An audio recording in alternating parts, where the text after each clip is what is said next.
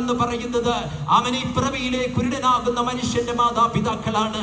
അവരിങ്ങനെയാണ് പറഞ്ഞത്, ഞങ്ങൾ അവന്റെ അമ്മയപ്പന്മാർ ഇവൻ ഞങ്ങളുടെ മകനാണെന്ന് ഞങ്ങൾ അറിയുന്നു, എന്നാൽ അവൻ കണ്ണു കാണുന്നത് എങ്ങനെയാണെന്ന് ഞങ്ങൾ അറിയുന്നില്ല, അവന്റെ കണ്ണാർ തുറന്നു എന്ന് ഞങ്ങൾ അറിയുന്നില്ല, അവന് പ്രായമുണ്ടല്ലോ, അവനോട് ചോദിക്കൂ എന്ന് പറയുവാനിടയായി തീർന്നു. 22-ാമത്തെ വാക്യത്തിൽ നമ്മൾ ഇങ്ങനെയാണ് പറയുന്നത്, അവരെ യഹൂദന്മാരെ ഭയപ്പെട്ടത് കൊണ്ടത്രേ അവന്റെ അമ്മയപ്പന്മാർ അങ്ങനെ പറഞ്ഞത്. അവനെ ക്രിസ്തു എന്ന് ഏറ്റു പറയുന്നവർ പള്ളി പ്രഖ്യാപിക്കണമെന്ന് യഹൂദന്മാർ തമ്മിൽ പറഞ്ഞൊത്തുവാൻ ഇടയായി തീർന്നു. കണ്ടോ പ്രിയപ്പെട്ടവരെ, സ്വന്തം മകൻ കാമൻ സൗഖ്യം പ്രാപിച്ചത് അവർക്ക് സന്തോഷമുളവാക്കുന്ന ഒരു വസ്തുതയായിരുന്നില്ല.